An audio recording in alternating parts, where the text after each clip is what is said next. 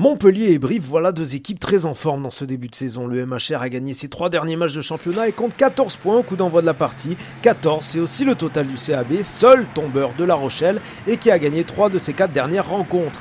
Un beau choc au sommet en perspective donc, et ce sont les brivistes qui ouvrent la marque par l'intermédiaire de Gaëtan Germain. Et là, ils se mettent à la faute avec une entrée sur le côté de ce ballon porté montpelliérain. Sous le coup de l'avantage, Katrakilis tente la transversale au pied sur l'autre aile.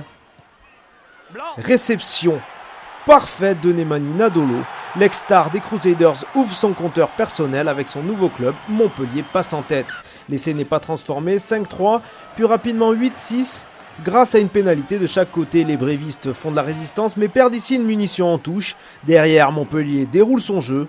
Benjamin Fall pousse au pied pour lui-même, Massilevou cafouille. Fall gêne Tutara Morrison, la confusion profite à Nadolo.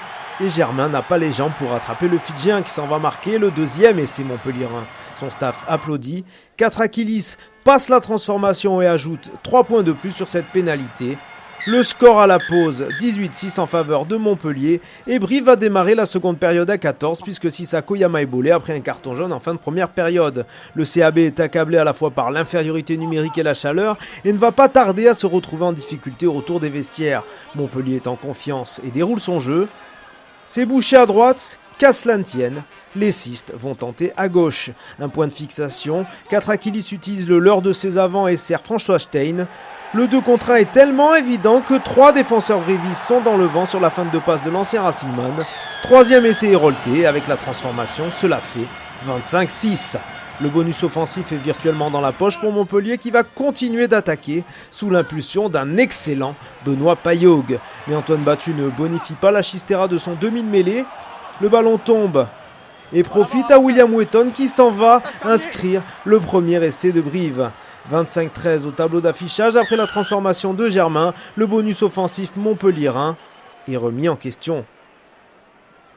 Mais le MHR ne panique pas pour autant et continue d'asphyxier son adversaire, poussé à la faute.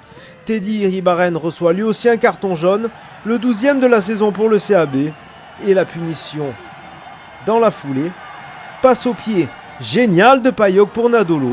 Vous avez bien compté, cela fait 3 essais personnels pour l'ailier montpelliérain qui rappelle à tout le monde ses qualités de grand finisseur. Et s'est transformé cette fois. Le CAB ne pourra plus mettre en péril le bonus offensif Hérolté. Il va se retrouver en très mauvaise posture sur ce ballon porté.